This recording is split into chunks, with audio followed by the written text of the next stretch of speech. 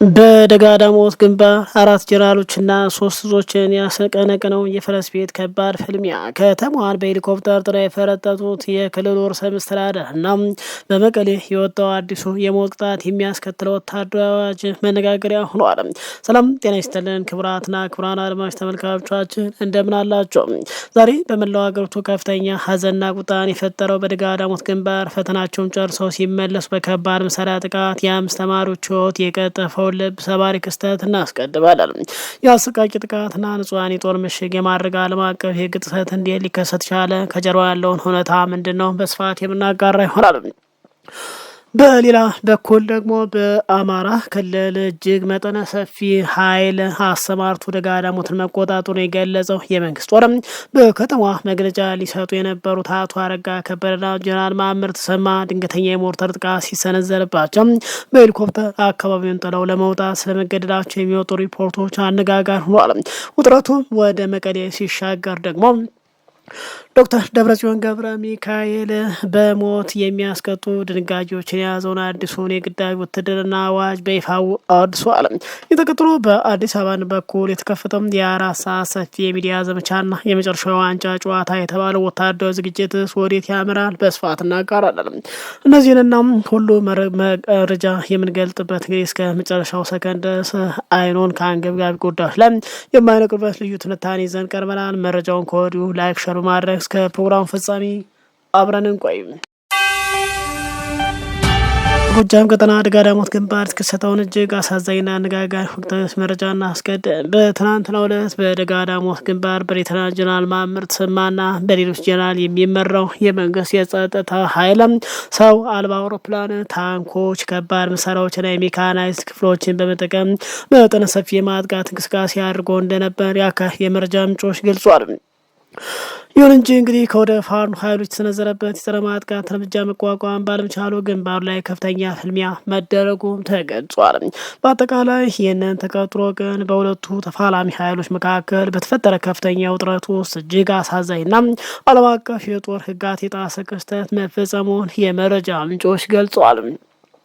እንደ ምንጮች ገለጻ ከሆነ የ12ኛ ክፍል ብሔራዊ ፈተናቸውን አጠናቀው በደስታ ወደ የቤተሰቦቻቸው በመመለስ ላይ የነበሩ ብዙሀን ተማሪዎች በውጊያው መሀል በመንግስት የጸጥታ ኃይሎች ተይዘው ወደ ምሽግ እንዲገቡ መደረጋቸውን በጥምር ጦር ለጥይት መከላከል ጋሻነት ጥቅም ላይ መዋላቸው ተገልጿል። ይህ አይነቱ ድርጊት ህጻናትና ንጹሃን ዜጎች ለአደጋ የሚያጋልጥ በመሆኑ በአካባቢው ማህበረሰብ ዘንድ ከፍተኛ ሀዘንና ቁጣን ቀስቅሷል ሲሉ ገልጿል። ታዛቢዎችና የሚዲያ ምንጮች እንደሚሉት የአማራ ህዝብና የፋኖ ሰራዊት ለህዝብ ለንጹሃን ዜጎች ያላቸው ክብር፣ ማህበራዊ ሴት በመገንዘብ ያገዛዝ ጦርም ይህንን የሞራል ጥንካሬ ለራስ ወታደራዊ ጥቅም ማግኛ ለማድረግ በሞከርም የጦር የሞራል ውድቀት በይፋ ያጋለጠ ተግባር ሲሉ ኮንነውታል። የአይነቱ ንጹሃን የመያዝና የሲቪል ተሽከርካሪዎች ለጦርነት ምሽግነት የመጠቀም ድርጊት ቀደም ሲል በወሎ ቀጠና ከተፈጸሙ ተመሳሳይ ክስተቶች ጋር ተዳምሮ ዓለም አቀፍ የጦር ህጋትን የጄኔቫ ኮንቬንሽን በግልጽ የጣሰ ነው ተብሏል። በርካታ የሰብአዊ መብት ተሟጋች ታዛቢ ድርጊቱን በዓለም አቀፍ መድረክ ላይ ተጠያቂነት የሚያስከትል ወንጀል ነው በማለትም በጽኑ እያወገዙት ይገኛሉ። በሁለቱ ተፋላሚ ኃይሎች መሀል ንጹህ ዜጎች በተለይ ደግሞ ሀገር ተረካቢ ወጣቶች የዚህ አሰቃቂ ጥቃት ሰለባ መሆናቸው በመላው ሀገሪቱ ከፍተኛ ሀዘን ፈጥሯል ሲሉ ገልጿል። ከዚህ እንግዲህ በፊትም በተለያየ ቦታ የመንግስት ኃይሎች በርካታ የሲቪል መኪኖችን አስፋልት ላይ አቁመው ዙ 23 መኪኖችን ምሽግ አድርገው ሲተኩሱ መታየታቸው፣ ከዛም አልፎ ተመሳሳይ ቤተክርስቲያን በራህ ላይ ዙ 23 ሲተኩሱ መታየታቸው ይታወሳል ተብሏል። በተመሳሳይ ከሰሞኑ ደጋዳሞት አካባቢ ለመግባት በሚል ተፈታኝ ተማሪዎች የያዙ የሲቪል መኪኖች ከፊት በማሰለፍ ውጊያ ማድረጋቸው ቀጥሎ እስካሁን ባለው መረጃ ከ25 በላይ ተማሪዎች ህይወታቸው ማለፉና በርካቶች ጉዳታቸው ተገልጿል። ይህንን መረጃ እስከዘገኑበት ድረስ ከመንግስት የተሰጠ ምንም አይነት ይፋዊ መረጃ ወይም ምላሽ የለም። ይህ ባለበት ከሰሞኑ መንግስት በልዩ ትኩረት በደጋዳሞት አካባቢ ያደረገ ባለው ውጊያ በርካታ ጀነራሎችና በርካታ ህዝቦችን አሰማርቶ ደጋዳሞትን መቆጣጠሩን ገልጿል። መከላከያ ደጋዳሞት ለመቆጣጠር ከ3 በላይ እዞችን አሰማርቶ በደጋዳሞት አካባቢ ካለ አንድ የፋኖ ብርጌድ ጋር መግጠሙን ይፋ አድርጓል።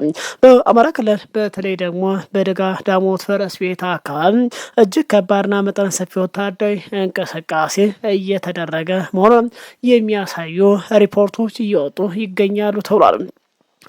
የመንግስት የጸጥታ ኃይሎች በርካታ እዞችና ከፍተኛ ጀነራል በማሰማራት አካባቢውንም መቆጣጠራቸውን በገለጹበት በዚህ ሰዓት በደጋዳሞት ከተማና ዙሪያ አሁንም በከባድ መሳሪያ የታገዘ ከፍተኛ ውጊያ እየተደረገ መሆኑን መረጃው ገልጿል።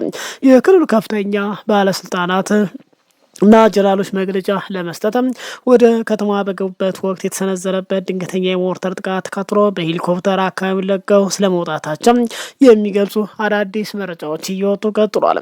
ሰሞኑን የወጡ መረጃዎች እንዳመላክት ከሆነ የመንግስት የጸጥታ ኃይሎች በደጋዳሞት አካባቢ ልዩ ትኩረት በመስጠትም ከፍተኛ ወታደራዊ ስምሪት አድርገዋል ሲሉ ገልጿል። መከላከያ ሰራዊት አካባቢውን ለመቆጣጠር ከ3 በላይ እዞችን ማሰማራቱ የተገለጸ ሲሆን ይህ ስምሪት እንግዲህ በአካባቢ ከሚንቀሳቀስ አንድ ፋኖ ብርጌድ ጋር ለመግጠም ያለመ መሆኑም ተገልጿል። በአጠቃላይ ለዚህ ውጊያ ሲባል 4 ጀነራሎች ከ7 በላይ ኮሎኔሎች ከ5 በላይ ታንኮች በርካታ የዙ 23 ጸረ አውሮፕላን መሳሪያዎች ቢኤም ሮኬት ማስወንጨፊያ ጨምሮ በሺ የሚቆጠር ሰራዊት በይፋ መንቀሳቀሱ ተገልጿል። ይህንን ሁሉ ከፍተኛ ኃይል በመያዝ ሰራዊቱ ወደ ደጋዳሞት ከተማ የገባ ቢሆንም የፋኖ ኃይሎች አሁን በአካባቢው ላይ ጠንከር ያለ የመከላከል ውጊያ እያደረጉ መሆኑን መረጃው ገልጿል። ሁኔታው እንግዲህ ይበልጥ አሳቢ አድርገው በትናንትናው ዕለት በአካባቢ የተፈጠረው ድንገተኛ ክስተት ነው። የአማራ ክልል ርዕሰ መስተዳድር አቶ አረጋ ከበደና ጀነራል መሐመድ ተሰማን ጨምሮ የክልሉ ከፍተኛ ባለስልጣናት ሰራዊቱን ለማበረታታት መግለጫ ለመስጠት ወደ ደጋዳሞት ፈረስ ቤት ከተማ ገብተው ነበር ተብሏል። ሆኖም ግን ባለስልጣናቱ በከተማ ውስጥ መግለጫ ለመስጠት ሙከራ በሚያደርጉበት ወቅት የፋኖ ኃይሎች ወደ ከተማዋ ተከታታይ የሞርተር ጥቃት መፈጸማቸው የሚገልጹ ሪፖርት ወጥቷል። ይህንን ድንገተኛ የከባድ መሳሪያ ጥቃት ተከትሎም ጀነራል መሐመድ ተሰማና አቶ አረጋ ከበደ የተካተቱበት የባለስልጣናት ቡድን ከተማዋን በፍጥነት በሄሊኮፕተር ለቀው ለመውጣት ተገደዋል ሲሉ ገልጿል። የአመራሮች ሰራዊቱን ከተማ አስገብቶ በፍጥነት የመውጣት ሁኔታ በአካባቢ ውጊያው ዳግም እንዲያገረሽ ማድረጉ እየተጠቀሰ ይገኛል። በአጠቃላይ በአሁኑ ሰዓት በደጋዳሞትና በዙሪያው ባሉ አካባቢዎች አሁንም በከባድ መሳሪያ የታገዘ ውጊያ በከፍተኛ ሁኔታ እየቀጠለ መሆኑን ከቦታው የሚወጡ መረጃዎች ገልጿል። ሁለቱም ወገኖች እንግዲህ በመሬት ላይ ያለውን የበላይነት ለመያዝ የሚያደርጉ ጥረት አካባቢ ላይ ከፍተኛ ውጥረት ውስጥ ሆኖታል ተብሏል። በዚህ ውጊያ መካከል እንግዲህ በርካታ ንጹሃን ህይወታቸው እያለፈ መሆኑን በርካቶች እየገለጹ ይገኛሉ።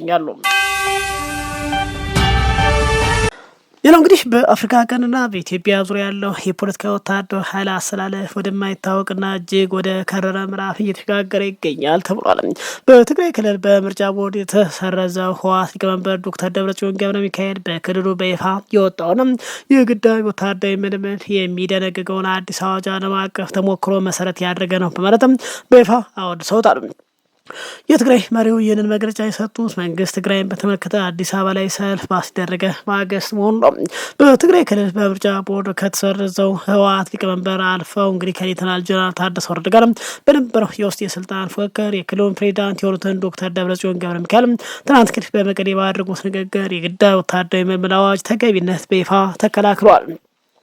በአጠቃላይ ዶክተር ደብረጽዮን ሲናገሩ የትግራይ ህዝብና ደህንነት ለማረጋገጥ የወጣው አዋጅ ቁጥር አጠቃላይ 366 ህዝባር 2018 ተገቢና ዓለም አቀፍ ተሞክሮችን መሰረት ያደረገ ነው ብሏል።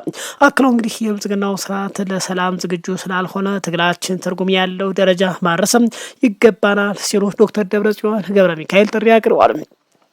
ትግራይ እንግዲህ ተዘግታ መቆየት ፈጽሞ አትችልም። ይህንን መንግስት ለመፋለም ሁሉም ነገር ዝግጁ ነው ሲሉ ገልጿል። ይበልጥ እንግዲህ አጠቃላይ አነጋጋሪ ሆነው ግን ይህንን ዓላማ ለማሳካት ከብልጽግና መንግስት ጠላቶች ጋር በጋራ እየሰሩ መሆናቸውን በይፋ ደብረጽዮን ገብረ ሚካኤል ተናግሯል።